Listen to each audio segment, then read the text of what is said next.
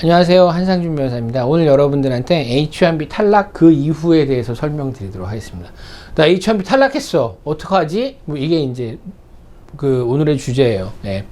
자, 여러분들 제가 그 질문을 주신 분이 이제 장문의 질문을 주신 분이 있었는데 그 중에 재밌는 게 뭐냐면 H1B 탈락했을 때 어떤 유튜버가 L1 비자로 바꿨다. L1 비자에 TO가 있어서 나는 바꿨다 이렇게 얘기를 했대요. 그래가지고 저한테 그런 부분이 맞냐 이렇게 질문을 주셨는데 제가 사실은 다른 분이 어떻게 얘기했다는 거에 대해서는 뭐 말씀 못 드리겠어요. 왜냐하면 저는 그냥 법 원칙에 의해서만 말씀을 드릴게요.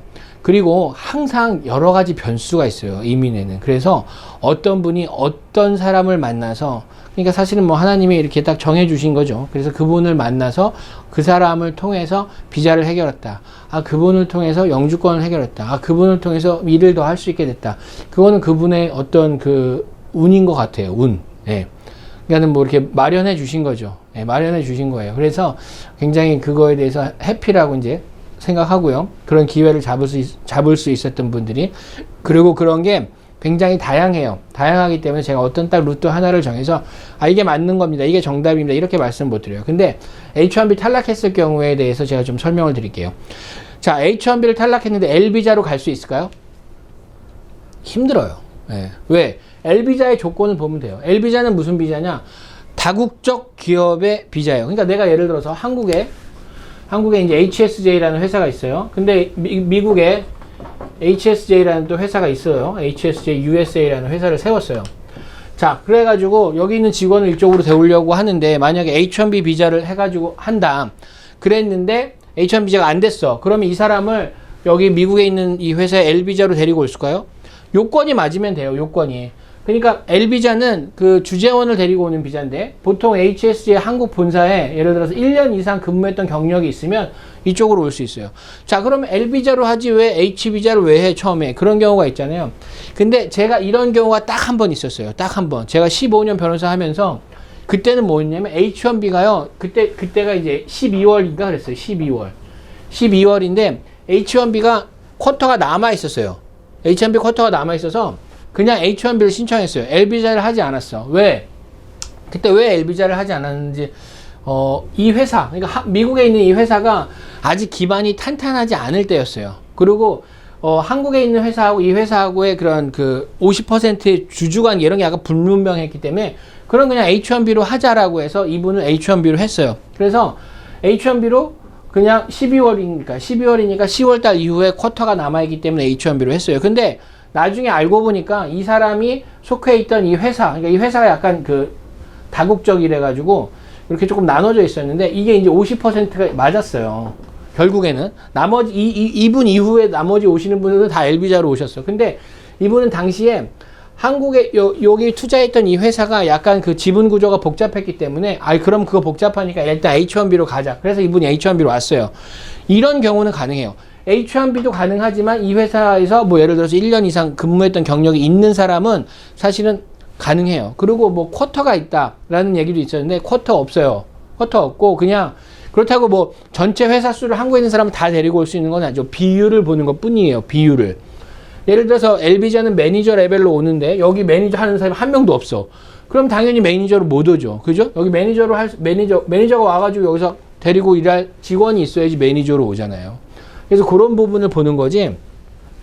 L비자, 그러니까 한국에서 나와 있는 한국의 대기업들, 여기 한국의 대기업들 많죠. 그런 대기업들이 쿼터가 정해져 있다. 이렇지는 않아요. 쿼터가 정해져 있는 비자는 H비자 하나예요. H비자. 1년에 몇 개 H비자 딱 정해져 있는 거 그거 하나. 그 나머지는 쿼터 정해져 있지 않아요.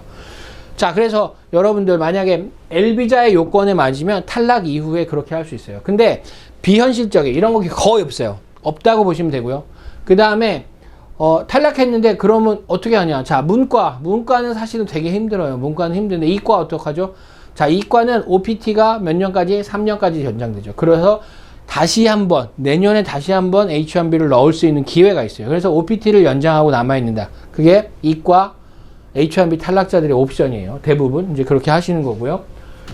그 다음에 또 하나의 베스트 옵션. 그건 뭐냐면 한국에 있는 회사가 미국에다가 투자를 해서 회사를 세우는 경우가 있어요. 이런 회사 굉장히 많아요. 어디에? 몽고메리 카운티. 알라바마. 그 다음에 아틀란타, 조지아. 예. 그 다음에 뭐 미시간, 디트로이트 이런 데 가면 이런 회사 굉장히 많아요. 왜 많으냐? 거기 가면은요, 한국에 있는 기아자동차, 현대자동차가 공장이 있어요. 그렇기 때문에 거기에 납품하려는 납품업체들이 굉장히 많아요. 제가 한 7, 8년 전까지만 해도 열심히 거기 다녔어요. 그래서 저는 이제 버지니아에 있는데, 버지니아에서 비행기 타고 아침에 조지아 아틀란타 인터내셔널 에어포트에 내려가지고 자동차 렌트해서 2시간을 내려가면 기아자동차 건물이 보입니다. 그래서 그 기아자동차에서부터 현대자동차 알라바마 공장까지 또 2시간을 가면 현대자동차가 나와요. 근데 중간에 어떻죠? 중간에 날짜 변경선이 있어요. 기아자동차의 날짜를 넘어가면서 이제 알라바마로 들어가는데, 거기서 이제 날짜, 그러니까 시간 변경선이 나와요. 시간 변경선이 나와서 시간도 바뀌어요. 그만큼 넓어요. 거기에 한국 자동차 부품 관련 업체가 100개 이상 들어가 있는 걸로 제가 알아요. 그렇기 때문에 그런 회사들은 한국에 있는 업체가 투자를 했기 때문에, 이게 사실은 지분 구조가 한국 회사가 50% 이상을 가지고 있다라고 하면 이거는 한국 투자 기업이에요. 그래서 미국 회사지만 한국 투자 기업으로 인정을 받을 수 있어요. 그래서 이런 회사들은 E2 비자 중에 E2 인플로이 비자가 가능한 회사가 있어요. 그래서 이 비자로 취업을 할 수 있어요. E2 인플로이로. 그래서 H1B가 안 되면 바로 이걸로 해가지고 취업을 하시면 돼요. 제가 그래서 이쪽에 요 남쪽 동네, 그러니까는 많은 분들을 이걸로 해드렸어요. 예. E2 비자로. 그래서 H1B가 떨어졌어. H1B 떨어졌는데 E2 비자로 바꿀 수 있어요. 자, 그럼 여기서 질문. 제가 지난번 동영상에서 H1B가 맞는 거다, 그게 적합한 것일 뿐이지 절대적인 건 아니라고 그랬잖아요. 절대적인 건 아니라고 그랬어요. 다른 방안이 있어요. 그러면 자 보세요. 그러면 내가 한국 유학생이에요. 그리고 참 E2 인플로이는 이 회사가 한국 회사가 투자해서 만든 회사이기 때문에 한국인만을 이걸로 뽑을 수 있어요. 중국인 못 뽑아요. 한국인만을 뽑을 수 있어요. 예, 한국 사람만 뽑을 수 있어요. 한국인. 예, 죄송해요. 한국인만 E2 인플로이로 뽑을 수 있어요. 왜? 한국에서 투자한 회사이기 때문에. 그러면 E2는 뭐냐? E2는 국제 조약이에요. 한국 정부하고 미국 정부하고 맺은 조약. 그게 E2 비자예요. 그래서 지금 자 보세요. 한국에 있는 US 엠버시에서 H 비자 안 내줘요. L 비자 안 내줘요. 지난 2020년 한 해 동안 다 안 내줬어. 근데 유일하게 내주는 비자가 뭐라 그랬죠? 제가 E2 비자. 네.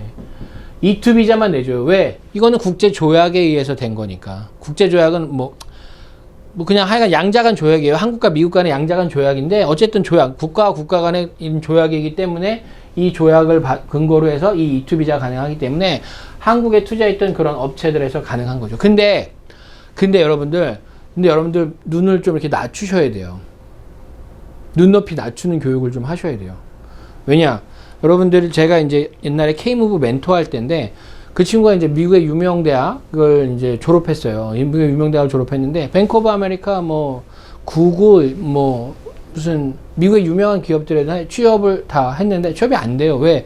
당연히 안 되죠. 영주권이 없으니까. 외국 사람이니까 안 되는 거예요. 그래서 그러면 취업을 요청을 하면 받아주는 데는 한국 기업 관련돼서 한 거죠. 그러니까 이 친구는 사실은 그러면 이런 업체들이 한국에서 그렇게 큰 기업도 아닌데 내가 여기 가가지고 왜 하느냐. 그랬으면 나 그냥 유학 안 오고 한국에서 공부했을 거다라고 얘기하시는 그런 기억이 내가 나요. 그래서 K무브 멘토 할 때 이제 그런 말씀 드렸었는데, 자, 그래도 일단은 제 말씀은 미국에서 일을 하고 경험을 쌓고 신분을 탄탄하게 하기 위해서는 어쨌든 간에 여러분들이 영주권을 받건 아니면 취업을 하건 간에 이런 절차를 한번 거치시는 게 여러분들한테 제일 좋아요. 만약에 여러분들이 진짜 막 뛰어나, 컴퓨터 1등이야, 지니어스다, 그러면은 구글에서 데려가겠죠. 뭘로 데려가요? Extraordinary Ability 에어린으로 데려가겠죠. 그럼 거기에 맞는 퀄리티가 있으셔야 돼요. 그래서 사실은 학부를 졸업하고 그렇게 찾아가겠다라는 부분은 사실은 조금 힘든 부분은 있어요. 그러니까 여러분들이 H1B 굉장히 중요한 first step이에요. 여러분들이 학생 비자로 와가지고 내가 공부만 열심히 해가지고 1등 하면 되겠지. 솔직한 심정으로 사람들이 뭐라고 그러느냐면요. HR 담당자들이 그런 사람 되게 많아요. 그런 사람 되게 많아. 그런데 여러분들 그런 사람들하고 경쟁하는 것 중에서도요, 영주권이 없어서 여러분들이 경쟁에 밀리는 건 사실이에요. 왜? 미국에서 경쟁하니까. 여러분들 미국 사람이랑 한국에 가서 경쟁해보세요. 누가 이겨요? 한국 사람이 이겨요. 왜? 그 사람은 한국에서 미국인은 외국인이니까. 미국인 특채가 있다? 그렇지 않아요. 한국도 그래도 한국의 조직, 한국의 그런 관습, 이런 것들이 있기 때문에 그런 부분이 있어요. 근데 지금은 많이 인터내셔널 된 거죠. 미국도 마찬가지, 한국도 마찬가지예요. 제가 처음에 2000년에 미국에 유학 갔을 때만 해도 이런 부분에 대해서 신경 많이 못 썼어요. 그래서 대부분이 유학 끝나면 돌아갔죠. 그리고 그때 굉장히 많았던 게 뭐냐면 자비유학. 자비유학은 거의 대부분 한국에서 일찍 유학을 오신 분들이기 때문에 미국에서 정착한다는 것보다 공부를 마치고 한국으로 많이 가시는 분들이 많았어요. 그 다음에 또 많았던 게 뭐냐면 조기유학. 조기유학은 뭐가 문제냐면 너무 어렸을 때 유학을 와가지고 이런 부분에 대해서 모르는 거예요. 부모님도 모르고 본인도 몰랐어요. 그렇기 때문에 많은 분들이 그냥 여기서 공부만 마치고 돌아가는 경우가 있었어요. 여러분들이 지금 취업에 신경을 써서 미국 내에서 취업을 통해서 일을 하겠다라고 하시면 이런 부분에 대해서 좀 신경을 쓰셔야 돼요. 그러니까 H1B, 그러니까 비자 부분에 신경을 쓰셔야 돼요. 내가 처음부터 영주권을 받는다? 쉽지 않아요. 미국 사람이랑 결혼하면 제일 편하죠. 그렇지만 그 외의 방법을 찾기 위해서는 여러분들이 이런 취업 비자에 대한 구조, 이런 부분에 대해서 명확하게 이해를 하고 있으셔야 돼요. 미국에서 유학생으로 왔다라는 것 자체가 벌써 미국의 이민법의 지배를 받겠다는 얘기이기 때문에 그 부분에 대해서 여러분들이 명확하게 인식을 하셔야지만 내가 H1B가 탈락했을 때 어떠한 방법으로 찾아 나갈 것인지, 내가 H1B가 합격이 됐을 경우 그 6년밖에 안 되니까 내 인생에서 6년을 어떻게 쓸 거고 그 이후에 어떻게 가실지를 확실하게 아셔야 돼요. 그래서 이런 부분에 대해서 여러분들 신경 많이 쓰시고, 그리고 많이 유튜브나 이런 데 찾아보시는 것이 굉장히 여러분들한테 도움이 될 겁니다. 자, 오늘 여기까지 하도록 하겠습니다. 감사합니다.